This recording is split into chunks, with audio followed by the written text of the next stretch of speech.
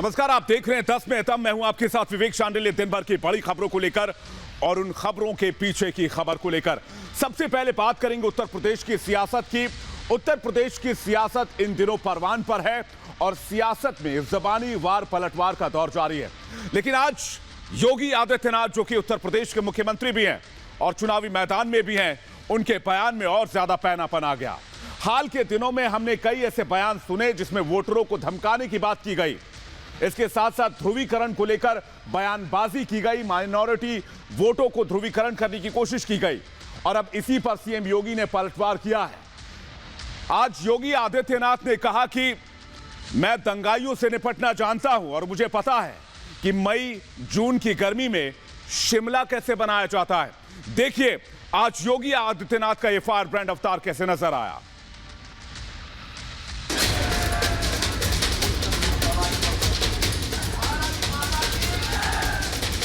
एक गर्मी जो अभी किराना में और मुजफ्फरनगर में कुछ जगह दिखाई दे रही है ना, ये सब शांत हो जाएगी इसके बाद। ये तो मैं मई और जून में भी इसको बहुत शिमला बना देता हूं। वही तेवर, वही तीखापन, वही तलखी और वही तीर। तापमान तो पूछिए ही मत। जैसे खुद सीएम योगी थर्मामीटर लेकर प्रचार के लिए निकले। आचार संहिता की ओट में कुछ अपराधी किस्म के उम्मीदवार जो बुलडोजर के पंजे भूल गए हैं, उन्हें सीएम योगी 10 मार्च की तस्वीर दिखा रहे हैं और अपने ही अंदाज में समझा रहे हैं। सीएम योगी के शब्द उसी सांचे में ढलकर निकल रहे हैं जिनके लिए वो फायर ब्रांड कहे जाते हैं। एक गर्मी जो अभी किराना में और मुजफ्फरनगर में कुछ जगह दिखाई दे रही है ना, ये सब शांत हो जाएगी इसके बाद। क्योंकि गर्मी कैसे शांत होगी, ये तो मैं मई और जून में भी इसको बहुत शिमला बना देता हूं। दरअसल पश्चिमी यूपी में कुछ दबंग दूसरी पार्टी के उम्मीदवार उनके समर्थकों को धमका रहे हैं, सत्ता में आ जाने की धौंस दिखा रहे हैं। लेकिन सीएम योगी अब उन्हें अपने ही अंदाज में समझा रहे हैं। अकड़ में डूबे लोगों की नब्ज सीएम योगी ने पकड़ ली है और तैयारी नकेल कसने की कर ली है। जनवरी भर शीतलहर में डूबे पश्चिम यूपी में कुछ लोगों की गर्मी बढ़ गई और उसी गर्माहट की आहट जैसे सीएम योगी को हुई।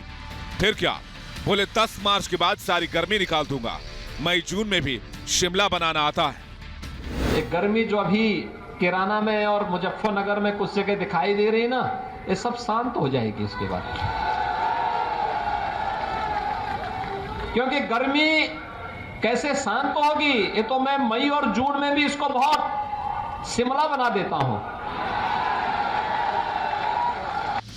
इससे पहले सीएम योगी ने कहा कि कैराना से तमंचावादी पार्टी का प्रत्याशी धमकी दे रहा है, यानी गर्मी अभी शांत नहीं हुई है। 10 मार्च के बाद गर्मी शांत हो जाएगी। अब सीएम योगी पूरी फॉर्म में नजर आ रहे हैं और फिर तड़क अंदाज में दबंगई करने वालों को चिता रहे हैं। विपक्ष पर सीएम योगी बेरहमी से बरस रहे हैं। शब्दों का पैनापन ऐसा हो गया है कि विपक्ष घायल हुए बिना रह ना सके। सीएम योगी ने सीधा निशाना अखिलेश यादव और जयंत पर लगाते हुए कहा कि दोनों लड़के दंगा कराने आए हैं। सत्ता के संरक्षण में पलने वाले गुंडों ने सचिन और गौरव की किस निर्ममता के साथ हत्या की थी, इसको कौन भूल सकता है।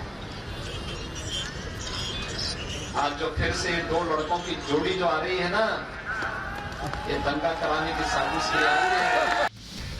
पश्चिमी यूपी में सीएम योगी के बयानों से लट सगाड़ दिया है। जो सामने आएगा वो मुंह की खाएगा। सीएम योगी ने बताया कि सत्ता की हनक कैसी होनी चाहिए जिसकी भनक दंगाइयों को कतई न लगे।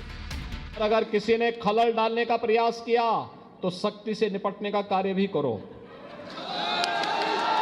सरकार की हनक दिखनी चाहिए, लेकिन दंगाई को भनक भी नहीं लगनी चाहिए।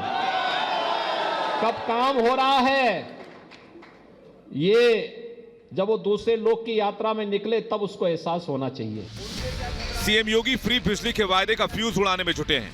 उन्होंने जनता को 5 साल पहले का दौर याद दिलाते हुए कहा कि इन्हें अंधेरा ही पसंद है ताकि दंगाई अंधेरे में भाग सकें। जब इनको अवसर मिला था तब बिजली नहीं दी, आज फ्री की बात करते हैं। तब तो दी नहीं, तब दंगा करवाते थे और अंधेरा इसलिए भी करवाते थे जिससे इनके गुंडे दंगा करा करके फिर आग लगा सके। वाणी में हुंकार, शब्दों में ललकार, विपक्ष के लिए चुनौती और बीजेपी के लिए फायर ब्रांड हथियार। सीएम योगी के तर्कस से मारक तीर निकलने शुरू हो गए हैं, जो विपक्षी खेमे में खलबली मचा रहे हैं तो सोशल मीडिया पर जाते ही छा जा रहे हैं। ऐसे में 10 मार्च की तस्वीर और तापमान सीएम योगी तय कर पाते हैं या नहीं, ये देखना बेहद दिलचस्प होगा। Bureau report, Republic Bharat. तो सियासी जमीन पर उत्तर प्रदेश के सरजमी पर बार पलटवार हो रहा है, तो ट्विटर पर भी भयानक एक तरह से सियासत देखने को मिल रही है। और यह बार पलटवार अखिलेश यादव और केंद्रीय गृह मंत्री अमित शाह के बीच हो रहा है। केंद्रीय गृह मंत्री अमित शाह ने अखिलेश यादव को अपराध पर आंकड़ों के साथ बात करने की चुनौती दी। अखिलेश यादव ने इसे स्वीकार भी कर लिया, लेकिन अखिलेश यादव क्या आंकड़ों के आधार पर गृह मंत्री अमित शाह को उत्तर प्रदेश के अपराध के रिकॉर्ड के आधार पर जवाब दे पाएंगे? ये चैलेंज जीत पाएंगे, स्वीकार कर पाएंगे? देखिए इस रिपोर्ट में।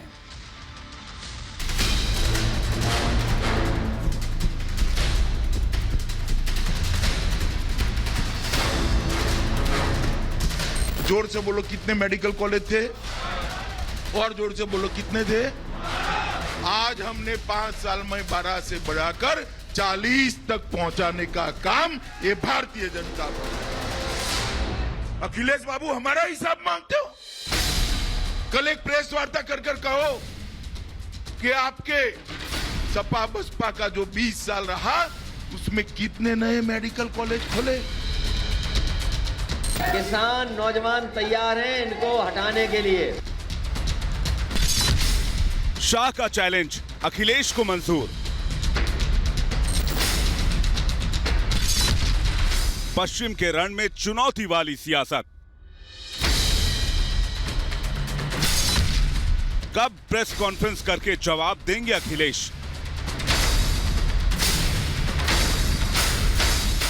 बीजेपी के चाणक्य अमित शाह का चुनौती वाला दांव काम कर गया है। शाह की चुनौती को अखिलेश यादव ने मंजूर कर लिया है। कल सहारनपुर में अमित शाह ने अखिलेश को चुनौती दी थी कि अपराध को लेकर यूपी सरकार पर गलत आरोप न लगाएं, आंकड़े लेकर प्रेस कॉन्फ्रेंस करके दिखाएं, हम कार्यकर्ताओं को भेजने के लिए तैयार हैं। कितने मेडिकल कॉलेज थे, और जोर से बोलो कितने थे। आज हमने 5 साल में 12 से बढ़ाकर 40 तक पहुंचाने का काम ये भारतीय जनता पार्टी। अखिलेश बाबू हमारा हिसाब मांगते हो? कल एक प्रेस वार्ता कर कहो कि आपके सपा बसपा का जो 20 साल रहा उसमें कितने नए मेडिकल कॉलेज खोले। अखिलेश ने शाह के चैलेंज को अब स्वीकार कर लिया। अखिलेश ने कहा है कि हम हर चैलेंज के लिए अभी तैयार हैं।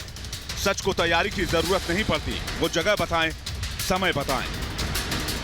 यूपी की सियासत में ट्विटर वाली चिड़िया के जरिए भी वार पलटवार हो रहा है।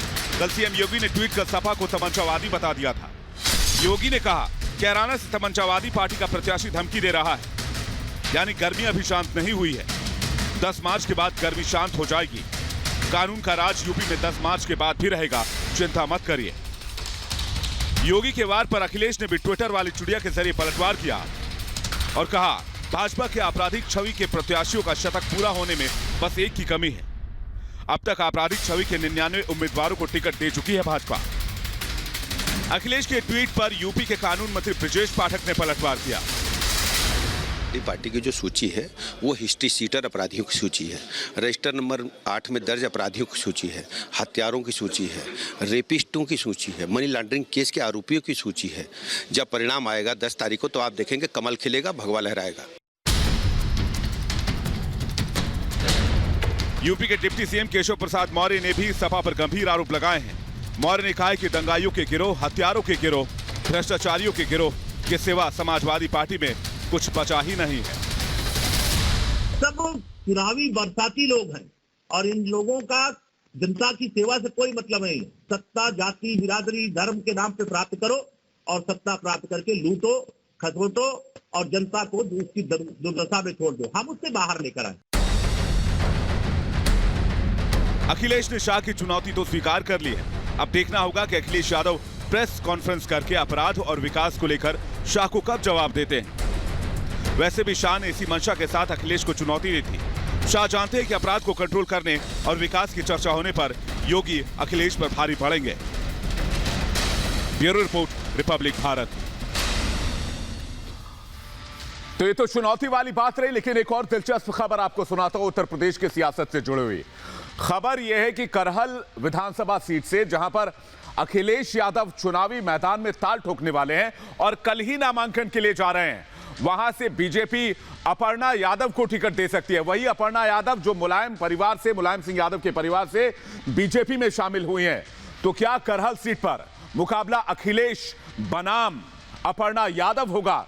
अगर ऐसा होता है तो यह मुकाबला सबसे ज्यादा दिलचस्प और सबसे वीआईपी मुकाबला होगा।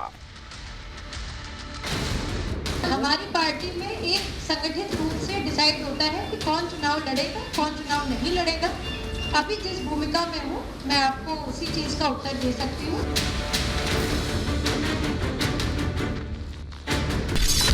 करहल से चुनाव लड़ेंगी अपर्णा।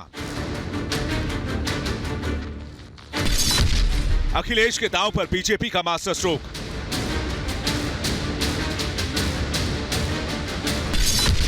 करहल सीट पर अखिलेश बनाम अपर्णा। क्या मुलायम सिंह यादव की छोटी बहू अपर्णा यादव अखिलेश यादव को चुनौती देने की तैयारी कर रही हैं? यह सवाल इसलिए उठ रहा है क्योंकि लखनऊ में आज प्रेस कॉन्फ्रेंस के दौरान जब अपर्णा यादव से सवाल किया गया कि क्या वो करहल में अखिलेश यादव के खिलाफ चुनाव लड़ेंगे, अपर्णा का जवाब था वो पार्टी का हर आदेश मानने को तैयार है।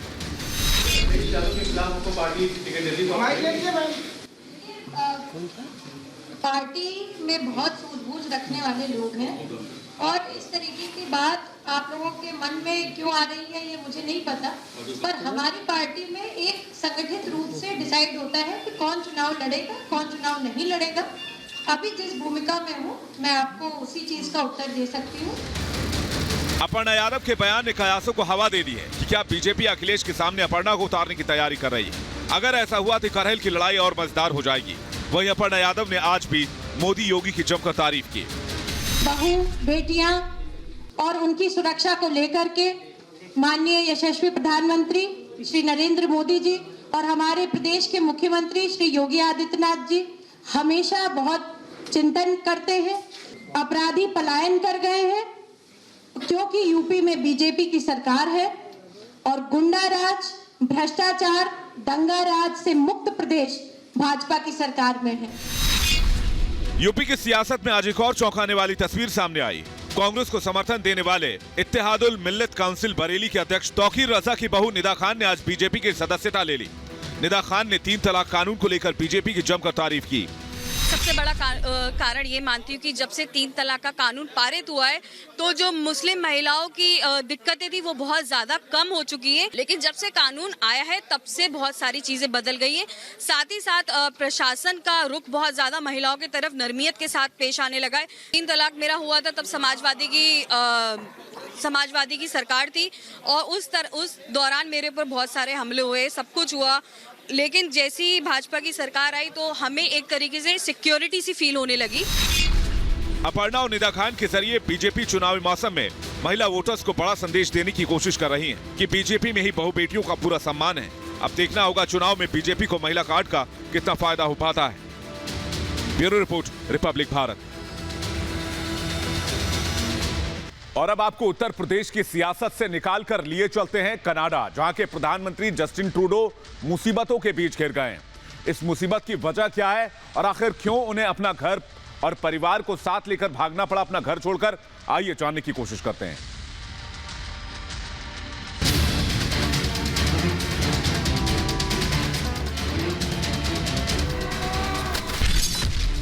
वैक्सीनेशन को लेकर कनाडा में घमासान। प्रदर्शनकारियों ने घेरा पीएम ट्रूडो का घर। पीएम ट्रूडो हुए अंडरग्राउंड। कनाडा में कोरोना वैक्सीनेशन का विरोध प्रधानमंत्री जस्टिन ट्रूडो के घर तक पहुंच गया है। कनाडा की राजधानी ओटावा में प्रदर्शनकारी ट्रक ड्राइवर्स ने ट्रूडो के घर को घेर लिया। बताया जा रहा है कि पीएम ट्रूडो पहले ही परिवार समेत अंडरग्राउंड हो गए हैं। कनाडा में कोरोना वैक्सीन लगाने को अनिवार्य किए जाने और लॉकडाउन लगाने के खिलाफ फ्रीडम कॉन्वॉय नाम से विरोध प्रदर्शन किया जा रहा है। कनाडा ब्रॉडकास्टिंग कॉर्पोरेशन की माने तो हजारों ट्रक ड्राइवर्स और प्रदर्शनकारी शनिवार को राजधानी ओटावा में जमा हो गए। ओटावा में पीएम आवास को 50,000 ट्रक ड्राइवर्स ने 20,000 ट्रकों के साथ घेर लिया। प्रदर्शनकारियों की मांग है कि वैक्सीन जनादेश और अन्य प्रतिबंधों को खत्म किया जाए। वैक्सीनेशन के विरोध में प्रदर्शनकारी बच्चे, बुजुर्ग और विकलांग लोगों को भी लेकर पहुंचे। लोगों ने पीएम जस्टिन ट्रूडो के खिलाफ जमकर नारेबाजी भी की। दरअसल पीएम ट्रूडो ने बयान दिया था कि ट्रक वाले न केवल अपने लिए बल्कि देश के बाकी लोगों के लिए खतरा बन गए हैं। प्रदर्शनकारियों ने वैक्सीनेशन की अनिवार्यता और पीएम के बयान के खिलाफ राजधानी ओटावा में डेरा डाल दिया है। प्रदर्शनकारियों के पार्लियामेंट एरिया में घुस जाने के बाद संभावित हिंसा को लेकर पुलिस हाई अलर्ट पर है। स्थिति को कंट्रोल करने के लिए विशेष सुरक्षा दस्ते को भी तैनात कर दिया गया है। Bureau report, Republic Bharat.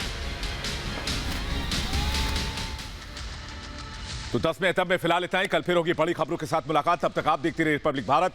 Breaking news और अपडेट्स के लिए हम फौरन वापस लौट रहे हैं। नमस्कार।